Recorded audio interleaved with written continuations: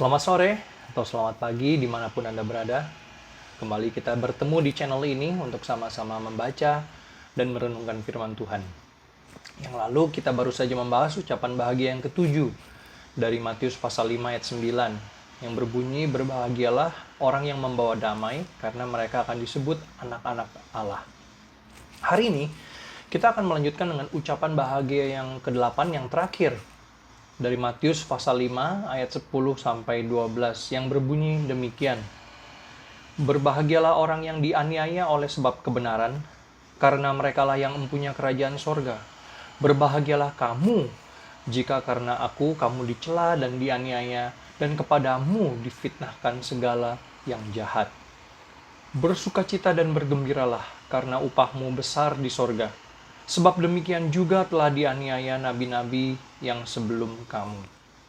Memang ayat-ayat ini agak panjang, ya, dan itu sebabnya saya mungkin akan mengambil waktu di video yang selanjutnya untuk memberikan pesan-pesan lanjutan dari ayat-ayat ini, dan juga pada saat yang sama saya akan memberikan kesimpulan untuk ucapan bahagia ini secara keseluruhan. Nah, sebelum kita memulai perenungan firman Tuhan pada hari ini, mari kita berdoa. Bapa di dalam surga, kami bersyukur ya Tuhan bahwa Engkau telah memanggil kami sebagai umat yang dikuduskan, umat yang ditebus dari dosa, dari kematian menuju ke dalam hidup yang kekal, hidup yang berkelimpahan di dalam Engkau. Dan minggu ini ketika kami sama-sama merayakan Minggu Sengsara, Tuhan Yesus memperingati penderitaan, kematian Tuhan Yesus di atas kayu salib dan kebangkitannya dari antara orang mati. Kami memohon Tuhan juga yang terus mengingatkan kami ya Tuhan, mengenai pengorbanan, mengenai hidup, dan juga mengenai pelayanan Tuhan Yesus, sehingga kami sebagai umat-Mu, sebagai umat Kristus, pengikut Kristus, bisa benar-benar meniru, meneladani teladan Kristus dalam hidup kami. Terima kasih Bapak, berbicaralah kepada setiap dari kami melalui firman yang kami sama-sama baca dan renungkan ini, supaya kami boleh semakin mengenal, mengerti akan kebenaran firman-Mu, dan bukan cuma mengerti tetapi juga menjalankannya di dalam kehidupan kami sehari-hari. Terima kasih ya Tuhan, terpujilah nama-Mu, dalam nama Kristus Yesus, Tuhan dan Juru Selamat kami yang hidup, kami berdoa. Amin.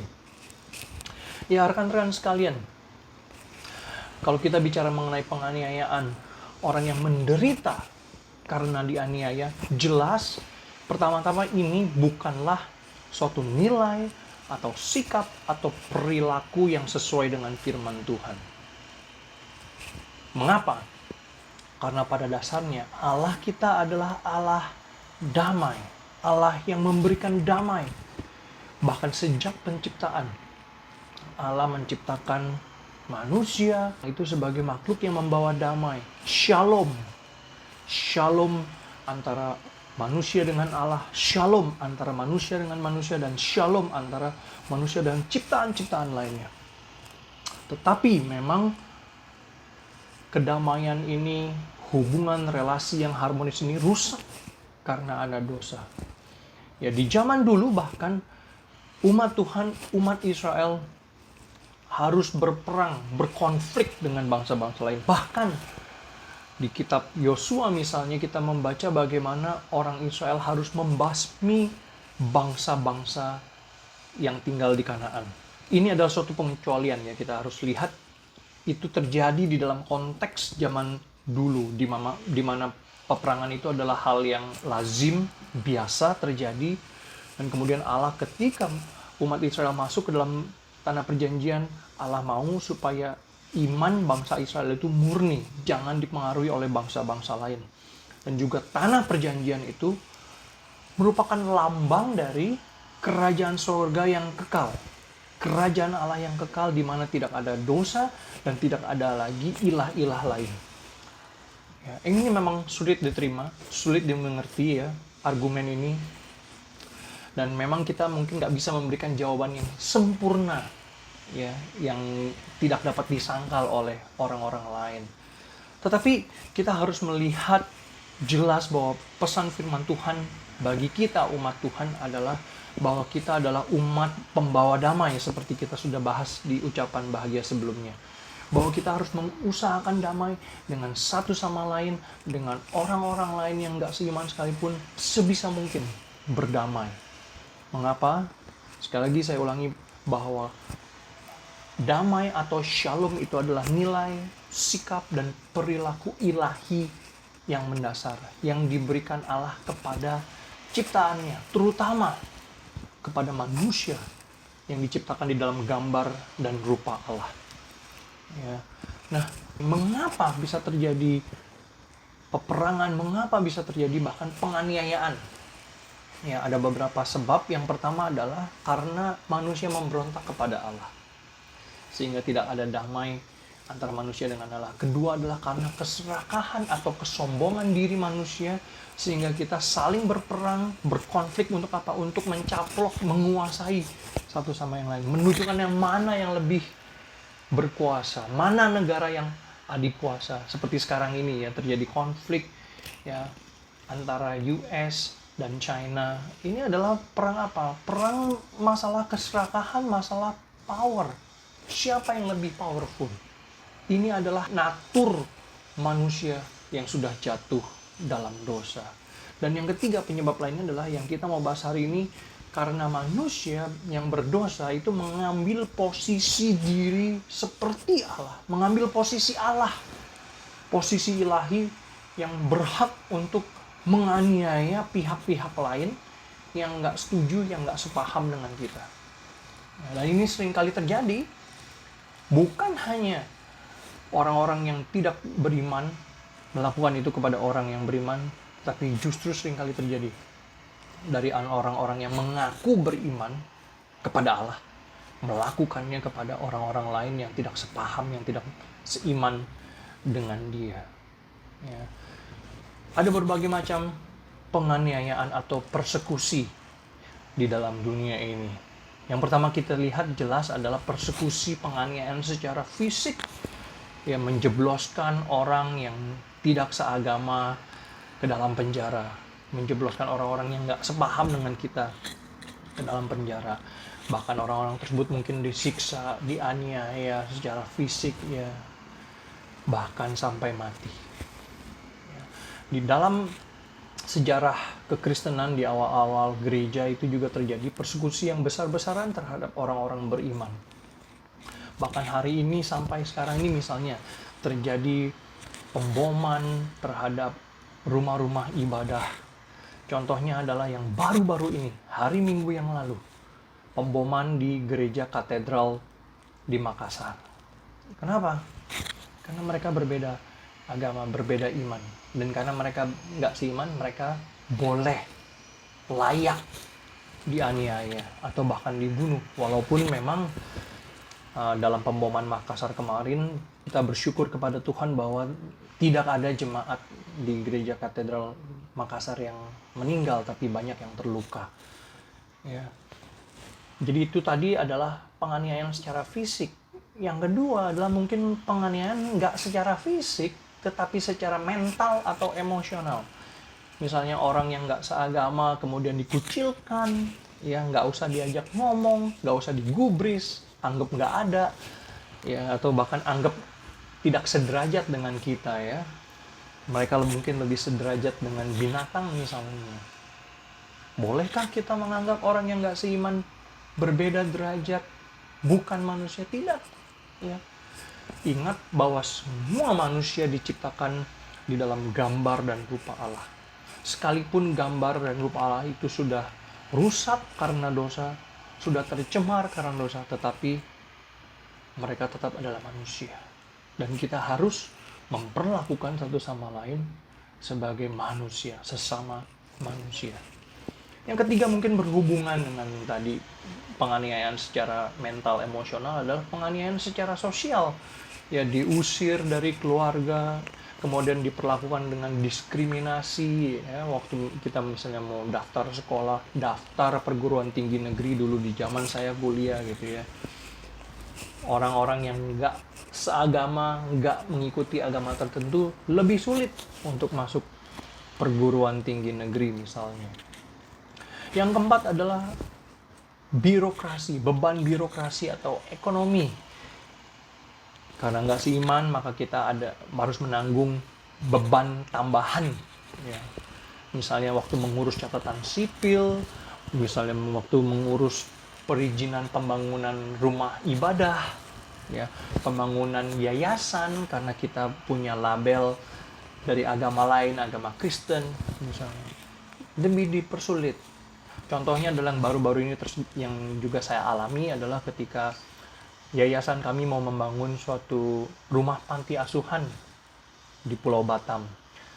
Ya, kita sudah memenuhi segala persyaratan yang diperlukan, tetapi karena yayasan panti asuhan yang mau dibangun adalah panti asuhan Kristen, maka izin pembangunan tersebut tidak keluar-keluar. Kenapa? Karena tidak disetujui oleh tetangga-tetangga, ada tetangga-tetangga di setempat yang beraliran agama tertentu yang radikal. Ya. Jadi ada beban-beban birokrasi, beban-beban ekonomi. Dan yang terakhir ada jenis penganiayaan atau persekusi yang saya rasa mewakili semuanya, itu adalah persekusi di mana dipaksa untuk menyangkal, meninggalkan agamanya dan berubah kepada iman atau agama yang lain. Ya, ini bisa termasuk dengan persekusi-persekusi yang lain, tetapi ini adalah bentuk yang paling tinggi, yaitu dengan memaksakan kehendak untuk mengikuti agama atau iman tertentu. Ya.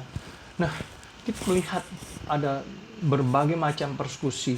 Nah, dari persekusi tersebut, saya rasa ada terjadi persekusi yang memang beralasan atau dibenarkan, ada juga dan banyak persekusi atau penganiayaan yang tidak beralasan kuat atau tidak dibenarkan di hadapan Tuhan. Ya. Yang pertama adalah persekusi atau penganiayaan karena berbeda pendapat atau ideologi atau iman kepercayaan. Ini merupakan persekusi yang bersifat supresif terhadap hak asasi manusia. Ya. Jadi bagi kita yang berbeda agama, berbeda kepercayaan, atau bahkan di dalam satu agama bisa berbeda dogma, berbeda doktrin, perlu ada toleransi. Setuju untuk tidak sepaham, ya, agree to disagree. Jadi ketika kita bertemu dengan orang yang berbeda agama atau berbeda doktrin, berbeda dogma di dalam satu iman, kita perlu ada toleransi, ya, perlu ada respect, menghormati akan kepercayaan satu sama lain. Nah, artinya menghormati bahwa orang tersebut punya hak untuk memeluk agama, kepercayaan, dogma yang dia anut. Ya. Yang kedua adalah persekusi terhadap pelaksanaan ibadah agama lain atau ibadah dari denominasi lain yang nggak mengganggu kesejahteraan umum. Artinya ketika seseorang beribadah menurut dengan agama, imannya sendiri, itu adalah hak dia. Kecuali kalau pelaksanaan ibadah tersebut mengganggu kesejahteraan umum, keamanan umum. Nah, kita harus berhati-hati ya, ini perlu ada bijaksana. Jadi contohnya adalah bagaimana dengan musik gereja yang bising. Nah, kita perlu bijaksana ya, bahwa ketika kita beribadah juga kita harus menjaga ketentraman daerah setempat, ya, pemukiman setempat, ya, apalagi banyak gereja-gereja yang ada di daerah pemukiman, daerah tempat tinggal. Kita perlu ada bijaksana, hikmat dalam hal ini, ya, jangan sampai mengganggu ketentraman, ketenangan setempat, ya. Yang ketiga adalah persekusi yang dilakukan kepada orang-orang yang membagikan iman atau membagikan Injil agamanya itu kepada orang-orang yang dikenal atau orang-orang yang sudah memberikan izin atau hak kepada kita untuk membagikannya. Maksud saya begini, kita waktu membagikan Injil, membagikan sharing gitu ya tentang apa yang kita imani, kita harus melakukannya dengan bijaksana. Artinya kita membagikan Injil kepada orang-orang yang kita kenal baik, ya, sudah ada hubungan, ya, bukan hanya tabrak lari ya sembarangan. Apalagi kalau kita membagikan Injil kepada seseorang yang mungkin baru kenal, tetapi orang tersebut sudah memberikan hak, memberikan kepercayaan kepada kita untuk membagikan iman kita tidak ada salahnya. Ya, ini bukan suatu dasar atau alasan untuk persekusi. Nah, kenapa saya harus memasukkan poin ini di sini? Kenapa? Karena bisa terjadi banyak tuduhan-tuduhan palsu kepada orang Kristen atau gereja. Ya, dianggap kristenisasi, dianggap proselytization. Padahal orang yang kepada siapa kita membagikan Injil itu memang sudah memberikan kepada kita hak untuk kita membagikan Injil kepada mereka. Ya. Nah, saya mau mengingatkan ya dalam hal ini bahwa Tuhan Yesus sudah pernah memberikan nubuatan atau memberikan peringatan kepada kita, kepada pengikut-pengikutnya. Ya. Misalnya di Yohanes pasal 15 ayat 18, jikalau dunia membenci kamu, ingatlah bahwa ia telah lebih dahulu membenci aku daripada kamu. Dan kemudian lagi Tuhan Yesus lanjutkan di ayat ke-20, ingatlah apa yang telah kukatakan kepadamu, seorang hamba tidaklah lebih tinggi daripada tuannya. Jikalau mereka telah menganiaya aku, mereka juga akan menganiaya kamu. Jikalau mereka telah menuruti firman-Ku, mereka juga akan menuruti perkataanmu. Jadi rekan-rekan sekalian, ingatlah bahwa di dunia ini ketika kita mau menjadi seorang pengikut Kristus, menjadi anak-anak Allah yang sungguh-sungguh, akan terjadi persekusi, penganiayaan. Kenapa? Karena dunia ini membenci kebenaran. Dunia ini telah terlebih dahulu menolak Allah, telah terlebih dahulu menolak Kristus yang diutus oleh Allah. Maka tidak heran kalau kita, pengikut-pengikut Kristus, anak-anak Allah juga akan mengalami penganiayaan. Tetapi ingat, jangan sampai kita dianiaya oleh karena kebodohan kita, karena ketidakbijaksanaan kita. Ingat, pesan Injil itu udah cukup ofensif. Saya katakan ofensif kenapa? Karena berseberangan, berlawanan dengan iman dari banyak orang yang belum mengenal Allah.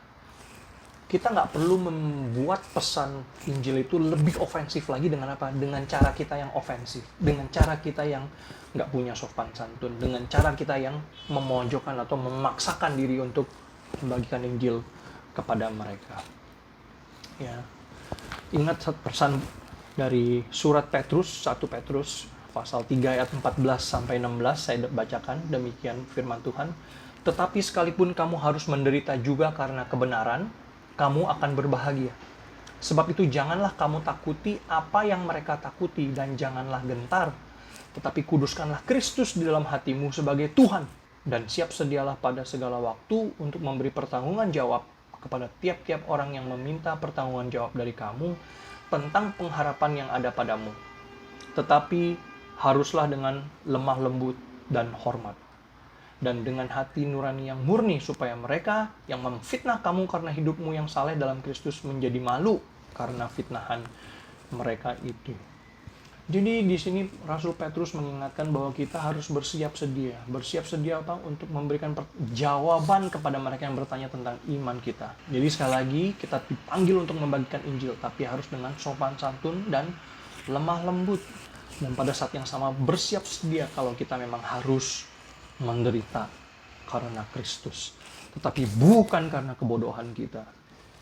Bukan karena ketidakbijaksanaan kita. Bukan karena kesembronoan kita. Tetapi memang karena dunia pada dasarnya sudah menolak Allah, sudah menolak Kristus.